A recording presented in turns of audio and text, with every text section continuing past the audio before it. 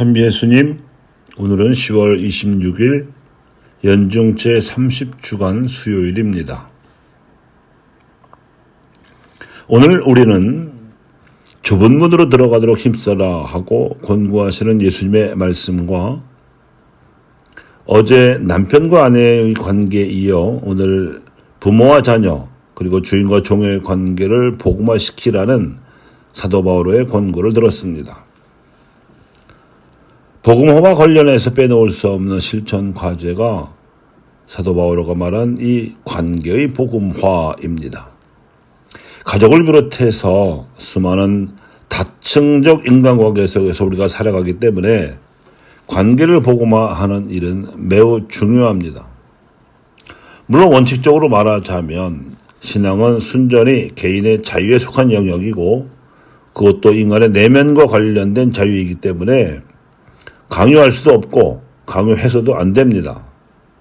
더구나 본인이 철저한 무신론자이거나 점술이나 역술 같은 미신에 빠져 있거나 돈이나 권력 같은 현대판 우상을 섬기는 사람이라면 어쩔 수 없이 더 이상 관계가 악화되지 않도록 관리하면서 그들로 인해서 우리 자신의 신앙이 약화되거나 물들지 않도록 조심하는 수밖에 없을 것입니다. 그런 이들에게 잘못 엮이지 않는 것만 해도 다행입니다. 하지만 그 대상이 가족이거나 또는 소중하게 아끼는 사람이라면 이야기가 달라집니다. 또는 그 사람이 오랫동안 가까이 지내야 할 사이라고 하더라도 마찬가지입니다. 내버려 두어서 될 문제가 아니기 때문입니다.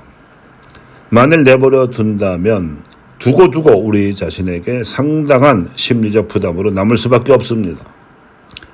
그러니까 어떻게 해서든지 그리고 시간이 얼마가 걸리든지 간에 인생과 세상을 바라보는 눈이 같도록 신앙인으로 만들어야 합니다.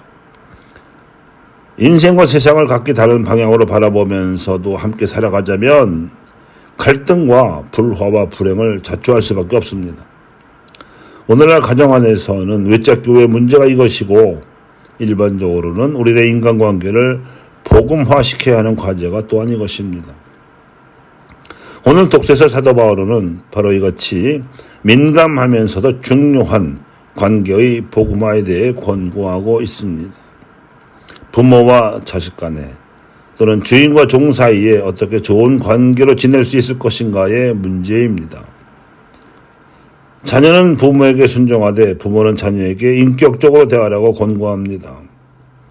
종은 주인에게 그리스도의 종으로서 섬기라고 권하며 주인은 종에게 자유인처럼 대하라고 권고합니다. 노예 제도가 분명한 사회 악임을 모르지 않을 텐데 민감한 부분을 건드리지 않으면서 더 근본적인 해결책을 모색합니다.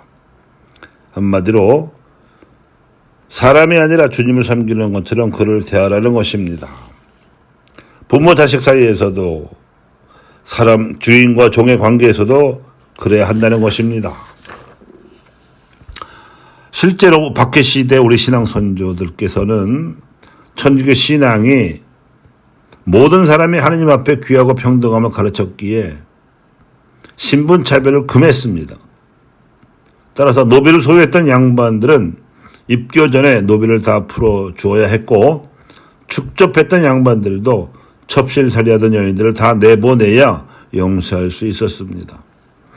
갑오 경장으로 사회적 신분차별이 법조화되기 100년 전이요. 재헌헌법으로 축접제도가 법률상으로 금지되기 200년 전의 일입니다. 그런데 양반 신자들이 노비 신분만 풀어준 것이 아니라 전답까지 나누어주면서 해방시켜주니까 이에 감격한 노비들은 자발적으로 입교했고 함께 교우가 되었습니다. 박해시대 후기에 가면 이러한 동기로 입교한 해방 노비들이 늘어났기 때문에 믿으면 죽을 줄 알면서도 입교자가 늘어나는 기현상이 벌어졌습니다. 주님을 섬기듯이 사람을 대한다는 것은 인격적으로 대해지는 태도를 말합니다. 이해관계를 초월해서 인격적인 인간관계를 유지하는 것이 쉽지는 않습니다. 세상에서는 철저하게 이해관계에 따라서 사람들을 대하는 풍조가 만연되어 있기 때문입니다.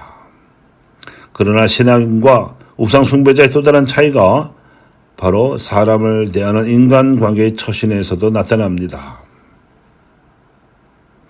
가족 중에 냉담하거나 신앙을 멀리하는 경우, 가까이 지내는 지인인데 냉담하고 있거나 신앙을 외면하는 경우에 인격적으로 대하는 것, 사실은 더 잘해준다는 일이 그리 쉬운 노릇은 아니지만 예수님께서는 그 좁은 문으로 들어가도록 힘쓰라고 당부하셨습니다. 사실 천국에 이르는 문과 지옥에 이르는 문의 크기가 다를 일은 없습니다. 단지 하느님을 모르는 이들의 눈에 천국에 이르는 문이 좁아 보일 뿐입니다.